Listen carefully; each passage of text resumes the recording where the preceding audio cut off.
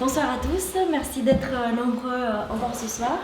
Pour l'apéro talk de ce soir, nous avons notre invité Cyril Chiche, CEO Lydia. Donc, bonsoir Mirona. Bonsoir. Bonsoir à tous. Bonsoir. Donc Lydia est l'application de paiement mobile. Je vais le laisser se présenter et puis nous parler également de Lydia. Voilà, à toi Cyril. Merci. Merci déjà d'être là, au moins 170 personnes, c'est rare d'avoir une salle aussi remplie, ça fait plaisir, honnêtement. J'ai une petite question pour vous. Qui connaît Lydia? On a encore du boulot. Qui utilise Lydia? Super. Ok. J'ai bien fait de venir. On a du travail d'évangélisation à faire. Donc moi je suis Cyril Chiche, vous le savez, je suis le cofondateur de Lydia. C'est une société qui a été créée en septembre 2011 avec une idée qui était complètement absurde mais très assumée, qui était on va faire un nouveau système de paiement. Alors on était deux, Antoine Porte et moi, et bien sûr beaucoup de gens nous ont dit les gars franchement bon, vous n'êtes pas complètement idiots. Pourquoi vous voulez aller là-dedans? Qu'est-ce qui se passe? C'est quoi votre problème en fait? C'est connu que c'est pas pour les startups le paiement. Le paiement c'est pour les banques. Et nous on n'aime pas tellement quand on nous dit ça, quand on nous dit non, c'est pas possible, c'est infaisable. Alors on a continué à s'entêter pendant quelques mois à essayer de creuser le sujet, de voir si c'était vraiment pas possible. Si effectivement il y avait quelque chose qui réglementairement pouvait nous empêcher de le faire, si technologiquement c'était inaccessible, si financièrement ça nécessitait des moyens tellement énormes que c'était infaisable, parce que vous pouvez être des gens brillants avec pas de problème réglementaire, pas de problème majeur, mais si votre plan c'est de construire des fusées, il va falloir un peu de moyens et c'est pas facile à obtenir. Et une fois qu'on a pendant 6 mois, et puis surtout on voulait savoir si on avait vraiment envie de passer un certain nombre d'années ensemble et avec Antoine, parce que on savait que ça allait être au moins entre 12 et 15 heures par jour pendant des mois et des mois et des années, et donc il fallait vraiment qu'on soit sûr qu'on voulait vraiment cette proximité et coucher ensemble. Et donc, non, mais faut s'en se figurer, tout de suite. Et en fait, on a fait ça pendant 6 mois. Au bout de 6 mois, on s'est rendu compte qu'on nous mentait. Réglementairement, c'était possible. Technologiquement, il n'y avait rien d'impossible. Financièrement, on était capable de le faire. Et oui, on avait vraiment envie de faire ce coup-là ensemble. Et donc, nous voilà partis en septembre 2011 pour monter un nouveau système de paiement. Avec une idée qui était encore plus folle que juste faire un système de paiement. On voulait faire un système de paiement universel. Ça ne suffisait pas, c'était pas assez stupide de faire juste un système de paiement. On voulait faire un système de paiement universel. Mais pas nécessairement universel au sens géographique, universel au sens des usages. Parce qu'en vérité, laissez-moi vous le dire, il y a assez peu de gens qui habitent simultanément au Balouchistan et en France. Il y a assez peu de gens qui ont besoin de se servir des moyens de paiement dont ils ont besoin au quotidien au Turkménistan. Je suis ravi que ma carte bancaire soit acceptée au Turkménistan, en vrai j'y vais rarement. En revanche, j'ai un vrai problème, c'est quand je veux rembourser un pote, qu'on revient de week-end, et que je prends ma carte bancaire et que je la secoue dans sa poche, c'est pas que je veux pas le rembourser, c'est même pas que j'ai pas d'argent, enfin assez pour le rembourser, c'est juste qu'il prend pas la carte bancaire. Et de la même manière, j'ai essayé plein de fois de mettre des billets de banque à l'intérieur de mon ordi, et Amazon n'a jamais voulu me livrer. C'est bizarre. C'est pas qu'ils veulent pas me vendre des produits, c'est pas que je veux pas leur acheter, c'est juste qu'ils prennent pas les espèces.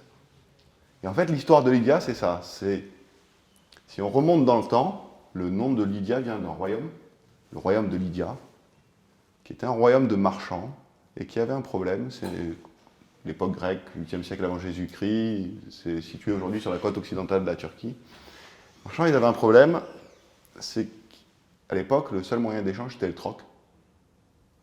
Et le troc, c'est un problème connu des marchés financiers, en termes d'inefficience, c'est un problème de contrepartie.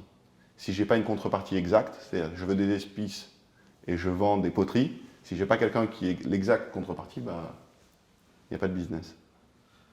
Alors bien sûr, on n'est pas resté à une situation de 1 pour 1, on avait créé des marchés, ce qu'on appelle aujourd'hui les marketplaces. C'est des solutions où on peut finalement trouver des situations triangulaires, carrées, où on peut construire des trades plus compliqués. Mais à la fin, on perd quand même du business.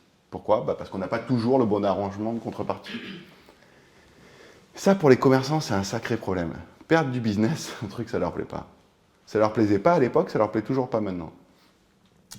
Le problème, finalement, c'est qu'il fallait trouver une solution qui soit disponible partout tout de suite et qui pouvait régler cette histoire de contrepartie. Et ce qu'ont trouvé les Lydiens, c'est d'inventer la monnaie. C'est eux qui ont frappé la première pièce de monnaie au 7e siècle avant Jésus-Christ. Cette pièce de monnaie n'était ni plus ni moins qu'une contrepartie universelle pour tous les échanges. Du coup, quel que soit ce que j'avais à vendre ou que je voulais acheter, avec cette contrepartie, ça faisait le job. Et on ne perdait plus de transactions. Et ça, c'est la même histoire, toujours et toujours, toujours à travers les âges dans le commerce. Et ce que je vous ai raconté là, d'Amazon qui ne peut pas me livrer parce que j'ai que des espèces, c'est du business qui est perdu. Et je ne sais pas combien de fois ça vous est arrivé de passer devant une boulangerie, de voir une tartelette, mais de ne pas avoir 3,50 € dans la poche, de savoir très bien que cette boulangerie, c'est pas qu'elle ne prend pas la carte, mais elle la prend à partir de 15 €. Et finalement, qu'est-ce que vous avez fait? Vous n'avez pas acheté la tartelette. C'est pas que vous êtes allé au distributeur chercher l'argent et vous êtes revenu pour acheter la tartelette. C'est pas vrai. 90% du temps, vous n'avez pas acheté la tartelette. Pire que ça, quand vous étiez à l'école, de temps en temps, vous aviez envie d'un coca en sortant de cours. Mais comme vous n'aviez pas l'euro 10 pour payer le coca dans la poche, vous n'alliez pas au distributeur chercher. Ce n'est pas un besoin essentiel, le coca ni la tartelette. Et du coup, les commerçants perdaient du business, ils ne le savent même pas. Parce qu'évidemment, vous n'êtes pas allé lui dire à la boulangère, au fait, tu sais, je voulais acheter une tartelette, mais comme j'avais pas 3,50 € dans ma poche et que tu prends la CB qu'à partir de 15 €, du coup, je suis pas allé au distributeur, tu as perdu d'avant de la tartelette. Non, elle perd des affaires, elle ne le sait pas. De la même manière, au quotidien, vous avez des problèmes de transaction, vous voulez rembourser des potes, vous voulez payer un taxi, vous voulez payer un médecin et tout, et c'est galère. C'est galère parce qu'en fait, il n'existe pas aujourd'hui, finalement, 28 siècles après l'invention de la monnaie par les Lydiens, un système de paiement qui soit véritablement universel, non pas géographiquement, mais par rapport à mes usages à moi. Et l'ambition du nouveau Lydia, pas le royaume du 7e siècle avant Jésus-Christ. Alors pour la petite histoire, Lydia, son dernier roi, c'était Crésus. Et les fameuses pièces qu'ils ont frappées, ils l'ont frappé dans un alliage naturel d'or et d'argent qui s'appelle l'électrum et qui se trouvait en grande quantité, c'est-à-dire qu'ils avaient sous la main vraiment dans le fleuve qui traversait la capitale et qui s'appelle le Pactole. Vous voyez, tout ça, c'est pas vraiment un hasard. Et donc notre idée, c'était ça, c'était recréer finalement un système de paiement universel. Mais pas simplement universel. Universel, simple et surtout, évidemment, sécurisé. Parce que c'est un système de paiement. Et donc, la première question qui vous vient quand on vous dit « Au fait, Lydia, c'est une application de paiement mobile. » Et 8 fois sur 10, c'est « Sécuriser ton truc ?» Même mes parents, c'est pas qu'ils n'ont pas confiance en moi, mais bon, c'est l'argent, quoi. C'est un truc tendu. C'est un sujet qui est sensible. Il y a des expressions dans les vieux films de bandits, c'est la bourse ou la vie. Tout le monde a entendu ça au moins une fois. Okay, la bourse ou la vie, c'est un peu désuet, mais ça veut dire quoi? Ça veut dire que si j'ai pas le sentiment d'une menace physique certaine, je te donne pas mon argent. Tu peux demander gentiment. Je te demande pas mon argent. Tu peux demander méchamment, je te donne pas mon argent. Sauf si je suis certain que tu vas me tuer. Ok, donc c'est un sujet très sensible. Et faire changer les habitudes des gens, c'est compliqué. Sur un sujet aussi sensible que ça, c'est évidemment extrêmement compliqué. Donc pour ça, on a eu besoin de réfléchir à deux choses. Un, où est-ce que c'est le moins compliqué? Et deux, finalement, qu'est-ce qui va faire que les Français vont utiliser cette application? Ou plutôt ce système. La première question, on y a répondu en se rendant compte que l'endroit où c'était le moins compliqué de faire changer les habitudes des gens, c'est chez ceux qui avaient le moins d'habitude, chez les jeunes. Parce qu'évidemment, si vous allez voir quelqu'un qui a 65 ans, pour aussi geek qu'il puisse être, il a quand même 40 ans ou 45 ans d'habitude de paiement derrière lui et mettre sa carte bleue dans son téléphone. Ça pique un peu. Donc on a un utilisateur qui s'appelle Marcel, qui habite à Clermont-Ferrand, qui a 82 ans et qui tous les mois envoie à son arrière-petit-fils de l'argent avec Lydia. Il est étudiant dans une école parisienne. Et c'est génial. Mais bon, on n'en a qu'un. En fait, la cible qu'on a identifiée au lancement de Lydia, 2 ans après sa création, puisqu'il nous a fallu construire l'usine de paiement, toutes les cinématiques et aussi, surtout, la faire agréer par la Banque de France, par l'autorité de contrôle prudentiel, parce que le paiement, c'est un sujet compliqué. C'est un sujet très réglementé. On a des problématiques de lutte contre le blanchiment, contre le financement du terrorisme, le Know Your Customer, enfin, tout un tas de réglementations qui font que le paiement est un sujet compliqué, mais aussi que le système financier, ou en tout cas bancaire, est relativement sain dans ce pays. Ce qui est quand même une bonne nouvelle. Après, on ne parle pas de sujets plus polémiques, mais au moins les échanges d'argent. Et donc, il a fallu qu'on fasse tout ce parcours pour pouvoir, finalement, en juillet 2013, lancer le système au grand public avec des applications pour Android et iOS. Justement, avant de lancer en 2011, du coup, les 6 mois de préparation qu'il y a eu avant, si j'ai bien compris, du coup, vous aviez anticipé justement toute cette complexité au niveau de la législation. En fait, on l'a analysé absolument. Ouais. Absolument. Vous saviez que ça allait vous prendre du coup à peu près 2 ans. On connaissait le tarif. Ouais. On connaissait le tarif sur ce sujet-là, on ne s'est pas trop trompé. On savait qu'on allait passer 2 ans dans la cave à construire notre usine. Mais bon, c'est le prix à payer. Vous ne pouvez pas faire du paiement en disant « Bon, alors voilà, on est 2 potes, on va le faire sur un coin de table, mardi c'est prêt ». Ça ne marche pas comme ça. D'abord parce que la Banque de France ne vous laisserait pas le faire, et 2 parce que je pense qu'au bout du 3e utilisateur, ça terminerait dans un bain de sang.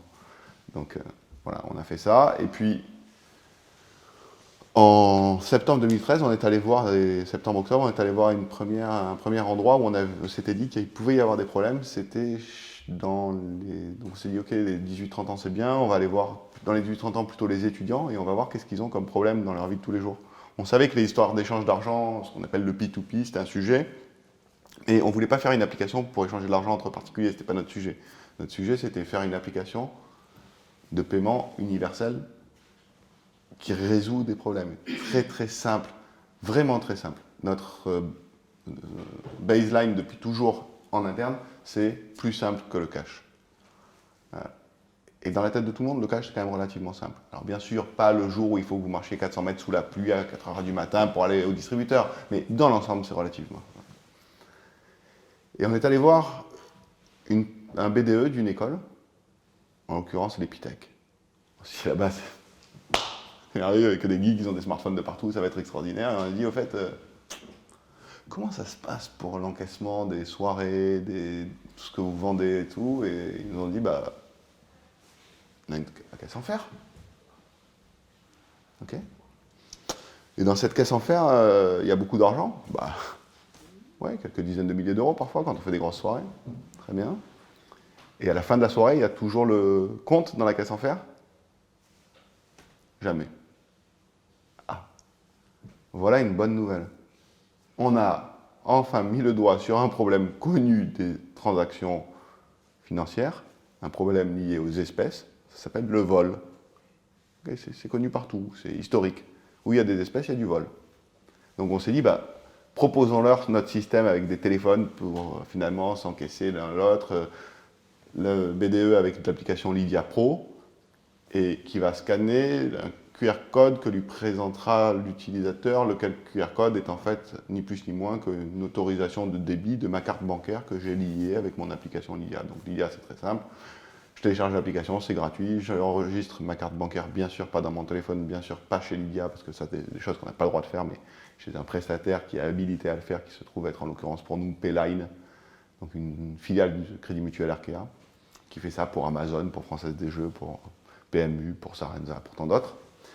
Et ensuite, je vais pouvoir utiliser mon argent comme bon me semble, simplement, quelle que soit la personne qui est en face de moi, que ce soit un pote, un taxi, un médecin, un commerce, le BDE de mon école, et on le verra plus tard, maintenant, sur des situations de e-commerce ou de m-commerce. Et en fait, la première soirée, ça a super bien marché, donc l'asso était super content. On a fait la soirée d'après avec l'asso d'à côté, et puis encore une autre, et puis au bout d'un moment, on a trouvé un truc génial, c'était la cafette. La cafette, c'était le Graal. Qui a été étudiant il n'y a pas très longtemps? C'est ça. Non, mais sur un campus où il y avait une cafette, disons. Ok. Qui allait à la cafette une fois par mois? Ou moins? Non, personne. Tout le monde allait au moins une fois par jour. C'est ça. Alors en fait, l'histoire, c'est ça. C'est de créer une habitude. De créer, vous savez, la fameuse habitude qui est difficile à changer. Toute notre bagarre à nous, c'est de créer une habitude d'usage. Une habitude où les gens vont finalement utiliser Lydia une fois, 2 fois, 3 fois, 4 fois par jour. Créer de la récurrence. Parce que pour changer les habitudes, il faut donner des occasions d'usage. Et pas des occasions qui soient illégitimes, des occasions qui soient légitimes, où on vous rend service au quotidien. Donc effectivement, la cafette, c'était un sujet. On fait un mois de cafette. Au bout d'un mois, on va voir le propriétaire de la cafette et nous dit on a augmenté le volume de transactions de 8% ce mois-ci. Ah, voilà encore une bonne nouvelle. Qu'est-ce qui s'est passé? Et là, il nous explique la fameuse histoire des étudiants qui avaient envie d'un coca, mais qui ne venaient pas parce qu'ils n'avaient pas la monnaie. Et en fait, finalement, en amenant de la fluidité, le fait de pouvoir payer avec son téléphone n'importe quel montant, lié à sa carte bleue, hein. C'est pas qu'il prenne. C'est juste, avant, on ne pouvait pas le faire. Du coup, on a libéré des transactions. Et le vol de téléphone, ça fait comme un vol de carte bancaire ou... Non, pas du tout. Non, pas du tout. D'abord parce qu'évidemment, dans votre téléphone, il n'y a rien. Il n'y a pas votre numéro de carte, il n'y a rien. Je peux pas le faire, mais Karim pourrait vous donner son téléphone avec l'application Lydia ouverte, c'est-à-dire qu'il est logué et vous ne pourriez rien en faire. D'abord parce qu'il n'y a aucune des informations. Les informations de carte ne sont même pas écrites dessus. Nous, on ne les a pas, donc on ne risque pas de les afficher.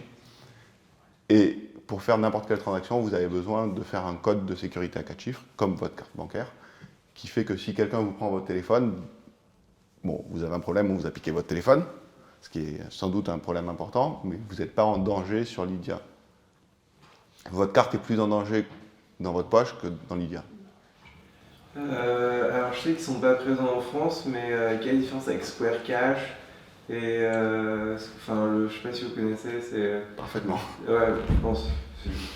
C'est rhétorique. C'est un problème. Avec Square Cash, et pourquoi eux ils sont interdits en France, que vous pouvez fonctionner parce qu'ils ne sont pas réglementés en France, Square Cash. La transaction financière est un business réglementé. Ouais. Donc si vous n'êtes pas agréé par la Banque de France, vous ne pouvez pas faire de transaction en France. C'est aussi bête que ça. Okay. Donc ça, c'est la première chose. La deuxième chose, quelle est la différence? C'est que Square Cash est une solution pour s'échanger de l'argent entre particuliers. D'accord, vous ne pouvez pas payer à Square Cash ni au BDE de votre école, ni dans un site de e-commerce, ni dans une chaîne de magasins, ni sur Internet. C'est un système d'échange d'argent entre particuliers. Il y a des systèmes d'échange d'argent par mobile pour payer sur Internet. Il y en a pour payer son parking, il y en a pour payer son truc. Mais la question qu'on s'est posée, nous, dès le début, c'est qui va vouloir ça? Qui veut avoir 274 applications pour payer? Pourquoi est-ce que sous prétexte que c'est du paiement mobile, il faut que ça soit une purge? Est-ce que vous imaginez quand vous allez... Qui est votre banque? C'est.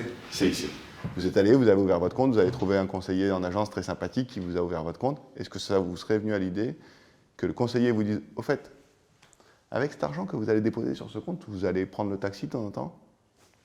Oui, voilà une carte. Et sinon, vous allez aller chez le médecin? C'est possible. Voilà une autre carte. Vous allez aller dans des supermarchés? Oui, voilà une autre carte. Et sinon, vous allez aller chez Starbucks? Oui, voilà une carte. Puis vous allez rembourser des potes? Oui, voilà une autre carte. Ok, c'est absurde. On comprend très bien.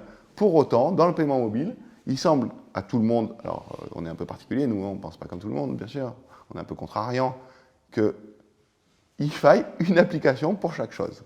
Finalement, comme une carte pour chaque chose. Et moi, l'utilisateur, sous prétexte que j'ai tellement envie de payer avec mon mobile, ce qui en vrai touche personne, je vais me compliquer la vie à l'extrême pour faire ça. Ça ne marche pas, ça n'existe pas. Okay, c'est impossible. Tout le principe de la révolution cloud mobile, c'est de me simplifier la vie. Il n'y a aucune raison que pour le paiement, ça soit une purge. Donc il faut que j'ai une application qui me serve à tout.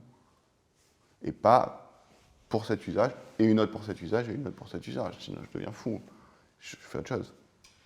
Je vois bien pour le paiement entre particuliers, mais par contre pour le paiement auprès des commerçants, moi j'ai sur ma carte bleue par exemple, je pose juste ma carte sur un terminal et puis c'est bon, j'ai payé quoi. C'est pour des montants. C'est quoi ton prénom? Pardon? C'est quoi ton prénom? Jean Ederne. Jean Ederne. Je dois te dire merci. Et si tu ne peux pas poser une meilleure question que ça. La carte sans contact est l'exemple même d'une innovation stupide. D'accord? Tu ne peux pas faire plus stupide. Je vais te dire pourquoi. c'est une technologie extraordinaire. Le RFID, le NFC, c'est une super technologie. C'est une technologie qui est utilisée des millions de fois chaque jour pour passer dans le métro avec les passes Navigo, qui est utilisée pour faire des tonnes de choses géniales. On était cet après-midi, je parlais au Hub Day, là, du Hub Forum sur l'avenir du retail, qui est utilisé pour faire des choses magnifiques dans justement la chaîne logistique, notamment dans le groupe Beaumanoir qui montrait un film extraordinaire avec ce qu'ils font, y compris en magasin. C'est une technologie qui est superbe en tant que telle.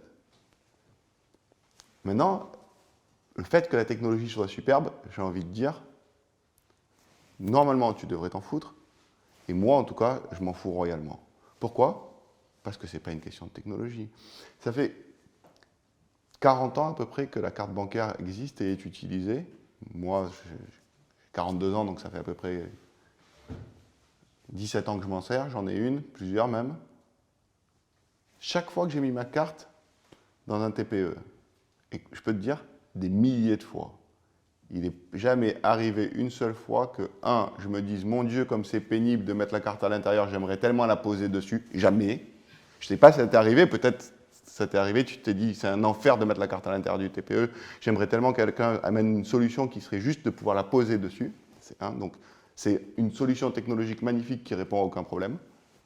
Et 2, combien de fois tu t'es posé la question de savoir quel était le nom de du protocole de transport de l'information qui se trouvait derrière le TPE? Je pense jamais. Mais par contre, le protocole, c'est du X25, un protocole qui a 40 ans, qui a été développé par Transpac, une filiale de France Télécom. On s'en fout. Le protocole de transport de l'information n'a aucun intérêt, que ce soit du NFC, du QR code, du Bluetooth Low Energy, du WK832. Ce qui fait plaisir à qui que ce soit, ça n'a aucun intérêt. Le meilleur exemple de ça, c'est que le plus grand succès mondial du paiement mobile, c'est au Kenya. Qu'au Kenya, les gens n'ont pas de smartphone, encore moins de NFC, ils ne sont même pas bancarisés.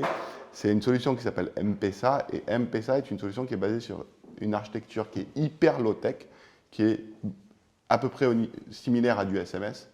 Et figure-toi que 30% du PIB kényan transite par des mobiles. 95% des adultes au Kenya utilisent M-Pesa.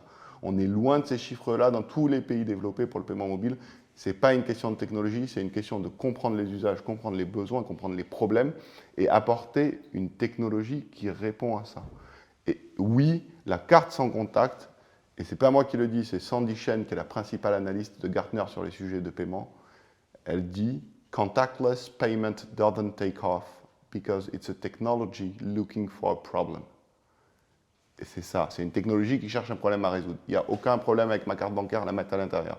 Mon problème n'est pas de me payer par carte dans les magasins. Et ce que tu disais, je comprends ta question ce n'est pas sur le NFC, c'est de dire, mais ok, dans les magasins, j'ai déjà ma carte, pourquoi je vais mettre Lydia? En fait, encore une fois, la question n'est pas pourquoi cet endroit-là, Lydia, c'est pourquoi est-ce que je devrais avoir une solution de paiement différente pour chacune de mes transactions? Et la réponse, c'est il n'y a aucune raison. Donc, oui, effectivement, tu peux payer avec ta carte sans contact dans les magasins. Mais non, tu ne peux pas payer chez le médecin. Et tu ne peux pas rembourser ton pote non plus avec ta carte sans contact. Et ainsi de suite. Et oui, avec des espèces, tu peux faire ci, mais tu ne peux pas faire ça. Donc l'idée, finalement, c'est d'amener de la simplicité. Finalement, ce qui m'intéresse, moi, c'est d'avoir un accès permanent, simple, sécurisé à mon argent. Je veux recevoir de l'argent, c'est OK. Je veux en donner, c'est OK. Quelle que soit ma banque, quelle que soit la contrepartie, que ce soit un particulier, un professionnel indépendant, un artisan, un grand retailer, un site internet, ce n'est pas le sujet. Ce que je veux, c'est un accès simple, rapide, sécurisé à mon argent, c'est ça l'IA. Du coup, il y a un vrai intérêt pour certains magasins de remplacer leur terminal par un service Lydia. Non. Non. Non. Non, non. Comment ça marche justement? Alors, c'est un scanner type, comme les apps où en fait on scanne voilà, en fait, devant le... Aujourd'hui, on a deux technologies qui fonctionnent en parallèle sur Lydia pour les paiements de proximité, qui sont soit le QR code, soit du Bluetooth Low Energy, puisqu'on parle de puisqu'on veut parler du protocole de transport d'information, je vous en parle rapidement. Vous faites aussi du SMS et de l'email. Quand on est à distance. Parce que nous, on croit que la technologie ne doit faire qu'une seule chose, c'est être un outil au service du besoin qu'on essaye d'adresser. Donc, suivant le cas où on va utiliser une techno ou une autre. Et on n'a pas de préférence. Celle qu'on préfère, c'est celle qui marche sur le plus grand nombre et qui est sécurisé et qui fait le job. C'est ça qu'on fait. L'application, je vais faire Donc en magasin, je vous invite tous à télécharger l'application, comme ça vous verrez comment ça marche en vrai. Et ça, automatiquement, en fait, ça détecte quel... J'y viens 2 secondes Amélie, 2 secondes. Quelle passion, ça fait plaisir.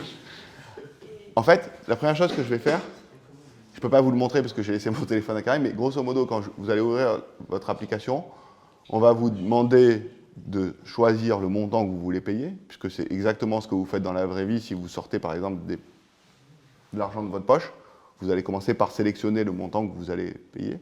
Puis vous allez choisir, là on va vous demander en l'occurrence de choisir si vous avez plusieurs cartes parmi vos cartes, ou de prendre celle, si vous n'en avez qu'une, celle qui est déjà sélectionnée.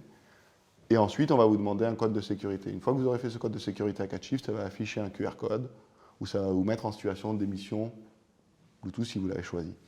À ce moment-là, ce QR code, vous allez le montrer dans le magasin qui va le scanner avec le device qui lui convient. On a des boutiques qui utilisent des smartphones pour le faire et qui leur permettent d'encaisser un peu en mobilité comme dans les Apple Store. On a des boutiques qui ont une tablette à la caisse parce qu'ils trouvent que c'est plus sympa. Si vous allez au café Nouma, à Nouma, vous verrez qu'au café, ils utilisent Lydia avec une tablette et ça marche hyper bien. Ils font à peu près 100 transactions tous les jours avec Lydia. Et si on a aussi des chaînes de magasins, des grands retailers qui, eux, bien sûr, ne vont pas s'amuser à mettre des smartphones, des tablettes, des trucs comme ça. Eux, ce qu'on fait, c'est qu'on fait une intégration avec leur logiciel de caisse. On a une API qui est très très simple et on vous invite évidemment, si vous avez des besoins de paiement dans des systèmes auxquels vous travaillez, auxquels vous pensez, à utiliser cette API qui est très simple. Et donc, ce qu'on a fait, c'est qu'on s'est intégré avec le logiciel de caisse, ou plutôt, ils nous ont intégré dans leur logiciel de caisse.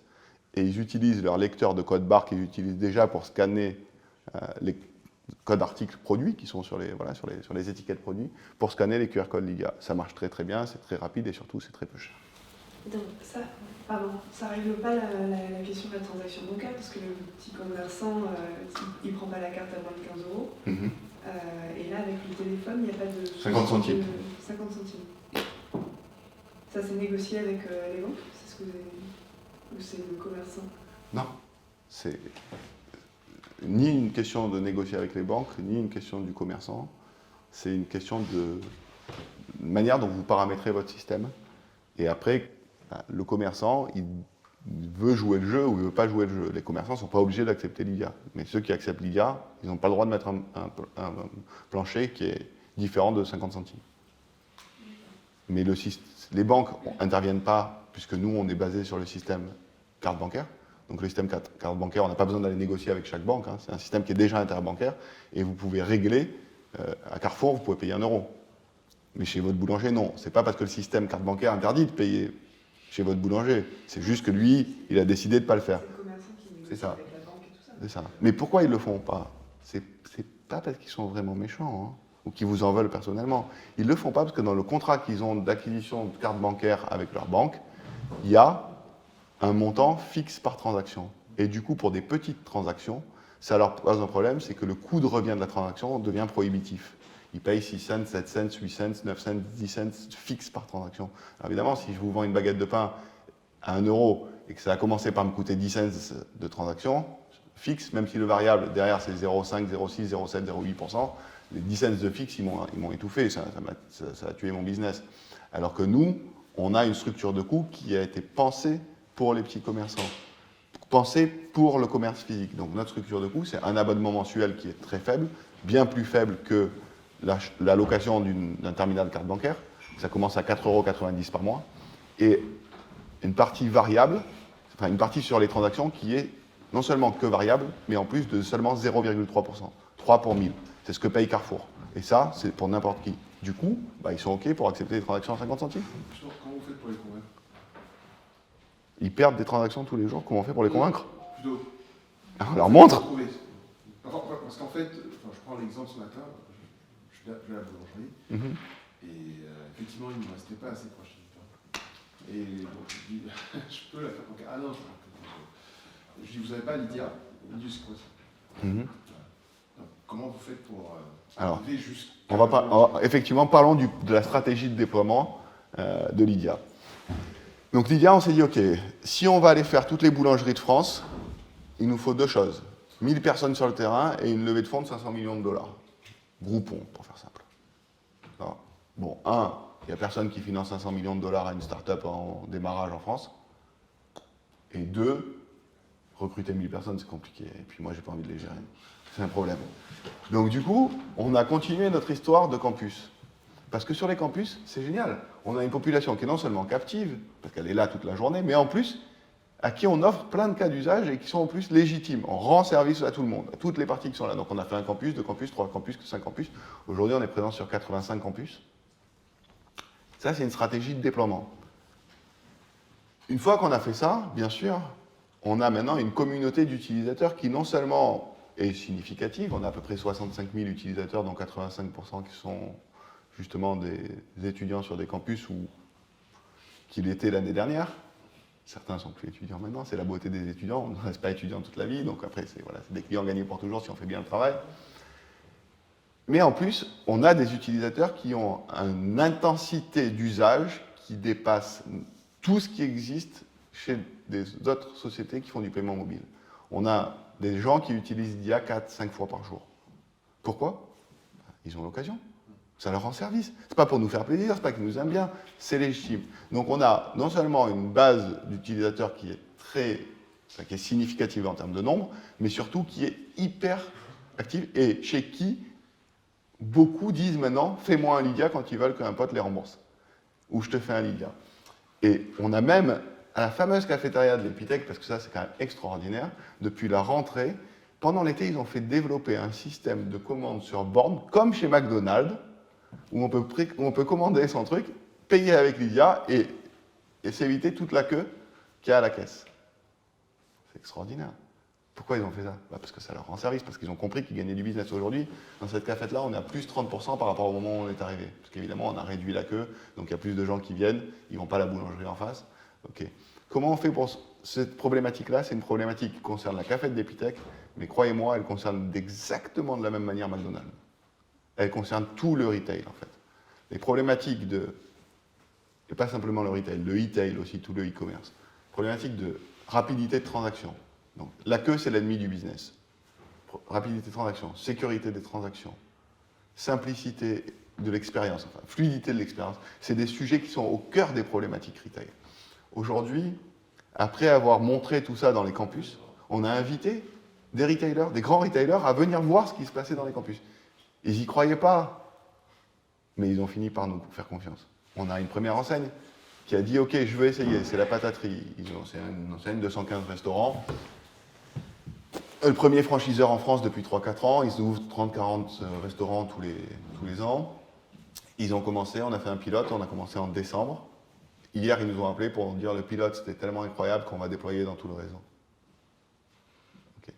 Et aujourd'hui, on a des discussions avec une trentaine de retailers qui vont déployer, ou on espère en tout cas, qui vont déployer Lydia à une échelle qui est incroyable. Parce que ce qu'ils ont compris, c'est qu'en fait, ce qui compte, c'est de faire plaisir à ses clients. Et les clients, ils aiment jouer avec leur téléphone. Donc ils aiment finalement payer avec leur téléphone. Mais pas si c'est ultra compliqué, pas s'il leur faut 400 apps, s'ils peuvent s'en servir toute la journée, si finalement on leur ramène cette fameuse simplicité qui était l'histoire de la monnaie des Lydiens du 7e siècle avant Jésus-Christ. Et oui, non seulement on a des retailers, non seulement on a maintenant des e-commerçants. Qui connaît le magazine Snatch? Ok, ça fait 3. Bah, c'est mieux que rien, après ça c'est leur problème. Nous on essaie déjà de faire connaître Lydia. Snatch, ils avaient une solution d'abonnement sur leur site, qui était, le site il est hyper beau, machin, le mag il est tout est propre, le design, le graphisme, le ci, le là. Quand on arrivait pour s'abonner, la page de paiement, vous aviez envie de vous pendre. C'était un mélange de français, d'anglais, on comprenait rien, bon bref. Nous, on aime bien ce magazine, on est abonné, et le jour où on s'est réabonné, on s'est dit là, franchement, il faut qu'on leur propose un truc, il y a un problème. Donc on leur a proposé Lydia, et depuis 3 jours, il n'y a plus que Lydia pour s'abonner à Snatch. Du coup, c'est une API qui est mise sur... C'est évidemment notre API qu'ils utilisent. Toute l'idée, c'est... Toute notre vision du monde, c'est un monde d'API. Notre vision du monde, c'est un monde d'API. On ne croit pas qu'une application doit tout faire. On croit qu'il doit y avoir des gens qui sont spécialisés dans leur job et qui le font extrêmement bien. Et nous, notre job, c'est faire des paiements extrêmement bien. fluide, quel que soit le canal, quelle que soit la situation, qui que vous soyez finalement, un commerçant, un e-commerçant. Ok. Notre job, c'est de rendre le système de paiement le plus fluide, quasiment invisible possible. Et ça, en quelques minutes. Vous êtes particulier, vous téléchargez l'application, ça prend 2 minutes, vous êtes inscrit, vous pouvez payer et recevoir de l'argent. Vous développez des applications, vous avez des sites web, on a une API qui, honnêtement, en moins de 2 heures, vous permet d'avoir un système de paiement qui est une tuerie sur votre site, dans votre application. Et c'est ça qu'a fait Snatch. Et ça leur a pris 2 heures à intégrer. On leur a envoyé un lien, 2 heures après, ils nous ont appelé, ils nous ont dit bon, bah ok, c'est fait. Et je vous invite à vous inscrire à Snatch, à vous abonner à Snatch pour voir comment ça fonctionne, et en plus, ça leur fera plaisir. Justement, comme solution, on dit un petit peu parler, mais par exemple, une carte comme Moneo. Qui repose en paix. Qui Qui repose en paix. Ah oui, bah oui. Mais il y a des commerçants qui prennent ça justement et ça, bah oui, il y en a. Ouais. Moneo? Mais il y a longtemps alors. Je sais pas, moi ça m'arrive régulièrement de. Vous utilisez Moneo? Je l'ai jamais utilisé. Ah, c'est pour ça. Non, ça arrive régulièrement qu'on entende parler de Mais, Ok. mais j'avais souvent- Moneo dans les est un exemple commerces, magnifique. Voilà. proximité. Moneo, c'est l'autre exemple de comme la carte sans contact. C'est un truc qui est génial. En vrai, il y avait une galère. Je ne peux pas payer des petits montants avec ma carte bleue, c'était une bonne idée. L'exécution et le parcours client était un scandale. Le mec qui a pensé ça, non, mais il devrait être à Sainte-Anne. Okay. Son idée, c'était quoi? C'était pour mettre... Alors, il faut que je recharge l'argent dans la puce de ma carte. Donc, je perds ma carte expire, bon, l'argent, c'est perdu, ça, c'est de base. Mais non seulement ça, mais en plus, comment je fais pour mettre cet argent dans la puce? Je vais au bureau de poste, je donne un billet et il me crédite l'argent dans mon truc. C'est comme moi, quand je dois envoyer un recommandé, c'est-à-dire un truc sérieux, je procrastine pour aller au bureau de poste. Après, ils se sont dit, non, le bureau de poste, c'est un peu exagéré, on va le mettre dans les distributeurs de billets, le rechargement. Alors, me voilà maintenant en train de mettre ma carte dans le distributeur de billets, chose que je fais pour retirer du cash depuis des années, mais là, pas pour retirer du cash, pour dire, au fait, le cash que tu devrais me donner, que je peux aller utiliser tout de suite, mets-le plutôt dans ma puce, parce que comme ça... Ok, bon, mais non, mais c'est évidemment, ça a été un epic fail. Le seul endroit où ça a fonctionné, c'est sur les campus étudiants, parce qu'ils ont terrorisé l'administration, ils ont fait des contrats où vous ne pouviez pas faire autre chose que Moneo.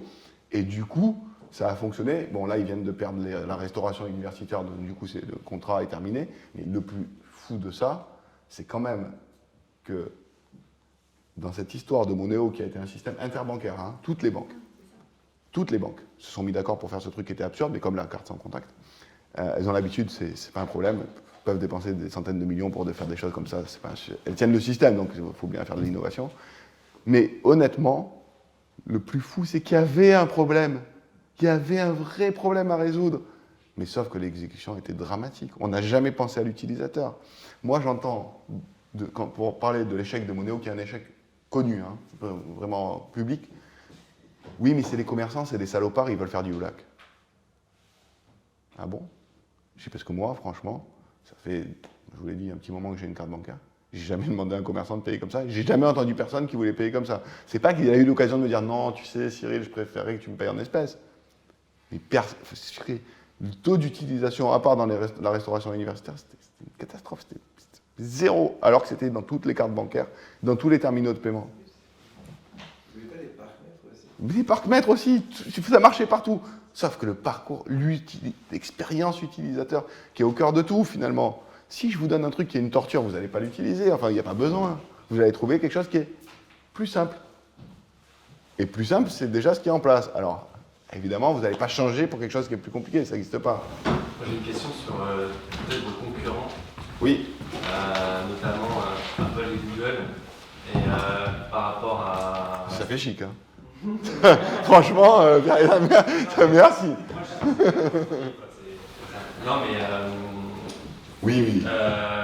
Bon, déjà, votre application par rapport à d'autres usages de Google, et aussi Apple, si du jour au lendemain, on vous dit votre application, elle n'est pas Apple compliant, on delete. Comme ça arrive parfois, moi j'ai des amis qui sont arrivés. Et puis, vous avez le PowerShop d'Apple VS. Vous avez 100% raison. Aujourd'hui, le principal risque auquel on est exposé, c'est pas les banques.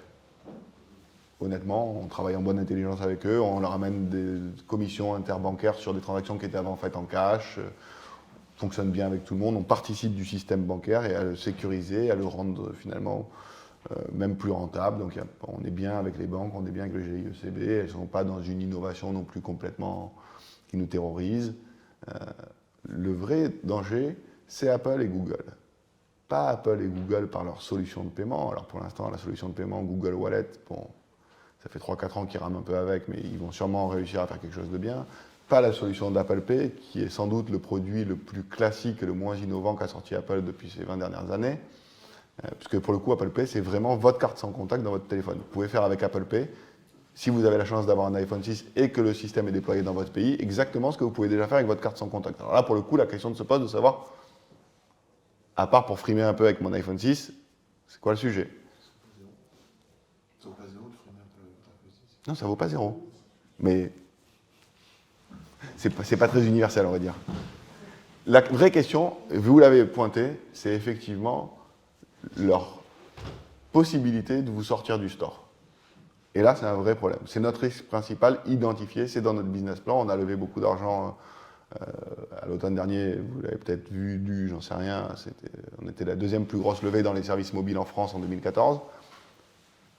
Le point qui est écrit en gros, en rouge dans la partie, vous savez, on fait tous ce magnifique cadran que tout le monde connaît, et dans la partie risque, le plus gros point qui est écrit en gras, c'est une décision unilatérale d'Apple ou de Google de nous interdire l'accès au store sous prétexte qu'on fait un produit qui peut être concurrent d'un produit à eux. La réalité, c'est que ça les obligerait à se disputer avec l'ensemble des gens qui font du paiement dans le monde. Bon, on n'est pas tout seul, quoi. Mais oui, c'est un risque. Je voulais juste vous demander comment vous y êtes pris pour développer le produit. Vous êtes associé avec un technique? Exactement. Je me suis associé avec quelqu'un qui est brillant, qui s'appelle Antoine Porte, et qui était, avant qu'on démarre cette magnifique aventure, le directeur technique de My Little Paris. Ok. Donc vous n'avez pas eu de problème, vous n'avez pas externalisé? On a eu plein de problèmes. Comment ça, on n'a pas eu de problème? On a des tonnes de problèmes, on en a encore tous les jours. Mais non, on n'a rien externalisé. Pour nous, ça a été une décision stratégique dès le début de garder en interne de l'entreprise l'ensemble des fonctions essentielles. Le développement, évidemment, en est une, puisque c'est des sujets très sensibles. Le service client est évidemment stratégique pour nous et on a, je pense, un très bon service client. Les commentaires sur les stores en témoignent. Et le troisième point qu'on n'a jamais voulu externaliser, parce que ça nous paraissait très très important, ou externaliser, ou en tout cas internationaliser, c'est nos partenaires bancaires. On a choisi, même si ce n'était pas simple, même si c'était plus coûteux, même si c'était parfois un chemin de croix, de n'avoir comme partenaires bancaires, parce qu'on a plusieurs partenaires techniques ou moins techniques, que des partenaires bancaires français de premier ordre, réglementés par la CPR. D'accord. Et j'ai juste une autre petite question liée à ça, parce que je crois savoir que vous avez eu plusieurs aventures entrepreneuriales. Chacun son vice. Ok. Est-ce que vous en avez déjà eu, vous êtes déjà lancé dans un projet sans maîtriser la technologie, quoi, en externalisant, sans avoir un associé? Jamais. Non. Ok. J'ai pas ce genre de courage. Oui. Dernière question. Du coup, la question ce serait, depuis tout à l'heure, le problème que vous décrivez, j'ai l'impression que c'est pas mal quand même l'acceptation des cartes bancaires par les commerçants. Enfin, c'est une partie du problème. Et beaucoup de vos exemples, c'était autour de ça. Parce qu'on vous parlait de commerçants, mais quand vous échangez de l'argent entre vous, il n'y a pas de problème d'acceptation des cartes bancaires par les commerçants. Vous n'acceptez pas la carte bancaire, c'est point. Alors, demain, les commerçants acceptent les cartes bancaires partout, grâce à, je sais pas, à des readers à la Square, PayPal. PayPal nous permet d'envoyer de l'argent à n'importe qui dans la salle à partir du moment où ils ont une carte bancaire. À partir de ce moment-là, pourquoi j'utilise Lydia? Et aussi, vu que c'est la dernière question, je la place là-dedans, comment vous atteignez la rentabilité? Parce que vous avez des taux qui sont vraiment inférieurs à ce qu'ils font. Et comment ça se fait que vous ne payez pas du coup les frais de carte bancaire qui sont, je sais pas, de 2 à 5%, je crois? Vous croyez mal. Vous êtes mal renseigné. Alors, même 3. Dans l'ordre. En fait, vous avez un compte PayPal? Oui. Vous envoyez beaucoup d'argent à vos amis avec ce compte PayPal? Non, je l'envoie avec Square, mais pour le coup. Non, mais est-ce que vous en avez jamais envoyé avant que Square Cash existe? Oui. Beaucoup? Je sais pas, mais plus parce que j'avais beaucoup de revenus, plus j'aurais dit. D'accord. Je pense que dans la salle ici, Très peu de gens utilisent PayPal pour échanger de l'argent. PayPal a été conçu pour échanger de l'argent au tout début. Ok, personne ne le fait. Pourquoi? C'est chiant. Ok, c'est compliqué. Je ne vais pas vous dire autre chose. C'est lourd à utiliser. Ok, c'est lourd. Au-delà du fait que c'est déjà lourd sur un ordinateur, sur un mobile, c'est une torture. Ok, donc les gens ne l'utilisent pas. En France, encore moins. On a fait une étude sur 1200 étudiants dans les campus où on est présent. Hein. Et ce n'est pas des animaux différents des autres. Sur les 1200 étudiants qu'on a interrogés, 24 avaient un compte PayPal. Sur ces 24, 4 seulement l'avaient utilisé pour faire autre chose que des achats sur eBay. Moi, j'en sais rien, mais ça me paraît être un chiffre qui est significatif. Donc, est-ce que PayPal est un concurrent? Oui, PayPal est identifié chez nous comme notre principal concurrent. Non seulement c'est notre concurrent, en plus c'est notre modèle. Toute personne qui intègre Lydia, vous pourrez demander à Karim, est obligée de lire un livre qui s'appelle The PayPal Wars, qui est un livre extraordinaire, je vous invite à le lire. Mais honnêtement, c'est notre modèle de PayPal du début, pas le PayPal de maintenant. Alors ne parlons pas du PayPal de maintenant tout de suite, puisque là ils sont en train d'habiller la mariée pour la vendre, donc ça c'est encore un autre sujet. Non mais tous les jours ils virent 200 personnes. Mais en vrai, ce qu'ils ont fait au début, c'est incroyable, c'était génial. Ils ont effectivement compris un nouvel usage, un nouveau problème, le e-commerce, et ils ont apporté une solution qui était magnifique. Ils ont exécuté à la perfection, et oui, c'était génial. Aujourd'hui, c'est lourd. Ok, et vous ne pouvez pas payer dans des commerces avec PayPal, même avec l'histoire de leur reader, parce qu'en vérité, à Carrefour, ils ne vont pas mettre un reader PayPal dans leur terminal. Ok, ils s'en foutent. Ils ont déjà des chaînes monétiques qui marchent hyper bien. Ils ne vont pas mettre le truc connecté à l'iPhone. Ça n'existe pas. Ça, c'est pour le taxi. Ils acceptaient déjà la carte. Du coup, c'était un faux problème chez les commerçants. Je vais à Carrefour, même si j'achète pour moins d'€1, ils acceptent ma carte. Oui. Du coup, j'avais pas ce problème. Si, vous ne comprenez pas, mais vraiment, le problème n'est pas est-ce que j'ai un problème à Carrefour. Le problème, c'est est-ce que j'ai un problème global avec mon argent, avec le fait de quand je dépense mon argent. Et si à chaque fois, vous devez vous dire, OK, je suis dans cette config, donc il faut que je fasse cette manipulation, vous avez un problème. C'est pas que vous avez un problème avec les CD, c'est juste qu'iTunes, c'est tellement plus simple. Mais c'est pas plus simple d'utiliser mon portable que d'utiliser ma carte. Essayez. Par contre, Vous verrez, c'est plus simple. est-ce que l'opérateur mobile fait partie de vos concurrents? Non. Les opérateurs mobiles ont perdu la bagarre. Ils ont cru à une chimère qu'ils allaient pouvoir piquer le pognon des banquiers, ça n'existe pas. Ils se sont dit, OK, en France, paiement mobile égale NFC, NFC est SIM-centrique, on tient la SIM, on tient le business. C'est ce qui s'est passé. Les banquiers ont dit, tu ne vas jamais manger dans ma poche. OK, ça n'existe pas de faire ça à un banquier. Du coup, le système de paiement par NFC n'a jamais décollé en France. Pas de paiement mobile par NFC n'a jamais décollé. Si vous regardez les trucs d'Orange Cash, c'est un enfer. Il faut le bon téléphone, la bonne puce, le bon arrondissement. OK, ils ont perdu cette bagarre-là. Et oui, ils sont très légitimes dans des pays où les gens ne sont pas bancarisés. Mais pourquoi ne pourrait-il pas, comment on dit, scrap, Ouais. start renew, Ah, ils pourraient. 10 million clients? Non mais attends, on est une toute petite start-up, on a pu le faire nous, n'importe qui peut le faire. Non mais n'importe qui peut le faire, oui. Est-ce que les telcos peuvent être des concurrents? Oui. Est-ce que les banquiers peuvent être des concurrents? Oui. Est-ce que les GAFA peuvent être des concurrents? Évidemment. Est-ce que n'importe qui peut être un concurrent? Si on a pu le faire nous, n'importe qui peut être un concurrent. La question c'est pendant ce temps-là on court. Okay. Et il arrive un moment où bah, voilà, les usages c'est les usages, les habitudes c'est les habitudes, c'est difficile de changer. Et donc oui c'est ça le jeu. Le jeu c'est de courir vite. Merci beaucoup. Cyril, on va... Merci.